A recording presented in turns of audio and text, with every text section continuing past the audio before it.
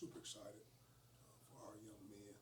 First and foremost, our coaches, the whole Bulldog faithful who came out in droves, man. What a great electric atmosphere it was this past Saturday here at Oliver C. Dawson Stadium.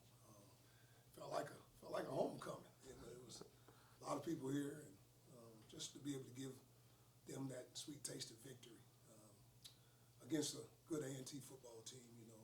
Guys showed resilience through it all. Didn't start the way we wanted to in the first half. But guys, got their mind right at halftime and came out second half ready to rock and roll, and found a way to win a football game. So, winning isn't easy. Winning is something that we all strive for, and we found a way to go 1-0. So proud of our team. You got your first win at home. What was the feeling like after the clock hit 0 and you had a chance to sink everything in? Well, anytime you win a football game, you always feel good. But, just being able to do it at home in front of the home crowd, they just showed their support, man. It was an electric atmosphere, starting with our Bulldog walk. I mean, just to come out and see all those people that came out in attendance to that, as well as to be able to come to the game and look at all that garnet and blue.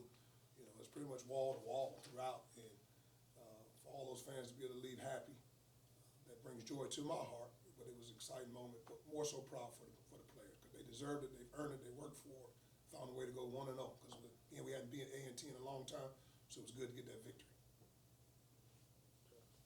Coach, what was your message to the team after the game?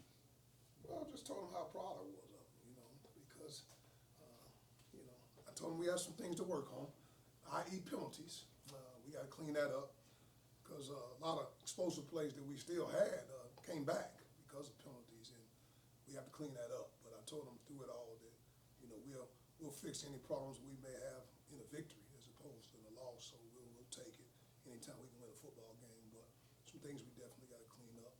And but I was proud of them through it all, man. They found a way to win a football game again. Wins are hard to come by, and very, very proud of them. How do you go about cleaning up penalties? Well, you have to address them, And the ones, football is football, so you can't control what the officials call. Some of them were very questionable penalties, I mean, to be honest, because I went back and watched the film. But, all in all, the ones that drive me nuts probably more so are the pre-snap and post-snap penalties. Not in football. It's holding's going to happen. Things are going to happen in the ebb and flow of football, but the pre-snap and post-snap, which we had 3 of those are the ones that drive me nuts. So we got to clean those up. And I want those guys to play. I want them to feel comfortable. I want them to be aggressive, which they were. They were very, very physical and very, very aggressive. Our guys played hard, but it can't be the self-inflicted negatives penalties like the ones before the play, like false starts or things of that nature, or post-snap after the play, swinging on someone or doing something uncharacteristic of who we are as a football team. Then I can't control the one that happened as far as the penalty for the little, I'm going to call it celebration in the end zone. Coach, when you look at the fact the big boys, as you call them, play good up front, your offensive line, you got to give credit to the defensive line as well. Talk a little bit about their play. Offensive line, defensive line, that's where games are won and lost. And fortunately, our O-line and D-lines played well. Our offensive player of the game for the team, as far as our coach staff voted on this past week, was our O-line. And our defensive player of the game was one of our defensive linemen, Assad Bill Hall. Yeah. All right, so, the game is won in the trenches. And I respect for all the other positions. When your O-lines and D-lines play well, you have a chance to win. We were able to run the football, and we were able to stop the run. So that's what it comes down to, but always going to be proud of those guys. We worked them extremely hard. We played multiple guys in those positions. Probably played about 7 or 8 offensive linemen this week, and then we probably played about 8 or 9 defensive linemen. So to keep those guys fresh, so they can be playing at a high level. But again, we have to continue to build on that, though, because it won't ever change whatever game we play. It's got to start with the O-line and D-lines. Coach, they midway through the third quarter, they get a touchdown pass, go up 17-10. Mm-hmm. How did the mood on the sideline change to where y'all were able to, get back up and gain the momentum back? Well, never really wavered. We knew that the whole game, everything that we wanted was there. It just came down to penalties. I mean, we had 2 touchdowns called back, and those are always tough to be able to swallow, but the guys never wavered, man. They were really positive. But DeAndre Ruffin, we've been waiting on him to really show up. He was a transfer that we signed, and he's been great. You talking about the epitome of perseverance.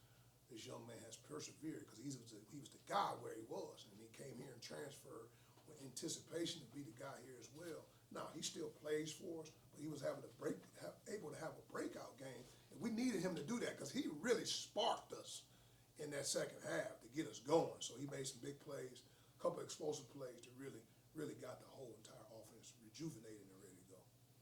And you talked last week about Kyle and how well he did during the off week, kicking in practice. Just how proud were you of him? I don't think he missed an extra point. You know, had the big 43-yard field goal. Just talk a little about his performance this past week. Kyle Gallegos, proud of him, man. He, you know, he's been solid for us pretty much all year. He's been consistent, but he had a rough week prior to the open week. So we really spent some time just building his confidence. And for him to nail that one on the left hash, 43 yards, very, very proud of him from getting through the uprights. And he went 6 for 6 on extra points. And I told him when our offense is rolling, you can get a chance to score a lot of points because we're going to put it in the box. And you just got to put it through the uprights. Everybody's got to do their job. Guys up front have to protect. We have to have a great snap, great hold, great kick. All you can do is do your 111. You can't control the things around you. So your job is to get it through the uprights. That's why we call you a specialist, because you have a skill set that none of us can do. So let's put it through the uprights. And just talk a little about this week's opponent, Tennessee Tech. What have you seen from them? You know, what do they have? Really, really good football team. They really are. They're in the Ohio Valley Conference. Good league, FCS program. They're on our level. They have new coach as well. He came from Old Dominion University, and you know, I tell you what, he is got his team really, really playing. They have 2 wins right now and 2 losses. They lost to University of Georgia, and they really played really, really well versus Middle Tennessee State, which they had a chance to win it at the end of the game. And they were able to beat Gardner-Webb pretty good this past week, and then they also had a win versus Tennessee State, which was a really good game. It went down towards the end as well. But they're playing really, really good ball. They're running the ball well. I mean, they had over 300 yards rushing versus Gardner-Webb this past week, so they really hone in on running the football, and they run it in a variety of different ways with a variety of different people. And on defense, their D-line is their strength. You're talking about they play about 8 or 9 guys, and they're very, very stout and physical on the inside, and they come off those edges really well with those guys on the end. So all in all, I think they're a very, very good opponent that we're going to have to be prepared for, and then we have to get on the road. Another game on the road. We got to go to Cooksville, Tennessee, you know. But our young men will be ready to go. We're going to practice well. We have a plan. We have a good plan. We're already putting together as a coaching staff, putting a good plan together for a really, really good football team. But this is a big win, obviously. I mean, a big game for us when you're talking about in our conference. Be able to represent the MEAC to go against the Ohio Valley Conference team. You know, it's big for our conference to be able to go out. When we go out of conference, to be able to represent and continue to build confidence in our guys as we are in the end of wrapping up our non-conference slate, you know, and then we want to get into MEAC play, hitting on all cylinders. Does this team take a different mindset going on the road? I mean, you've had a home game now. What's the difference, you know, it's kind of more of an us versus them mentality?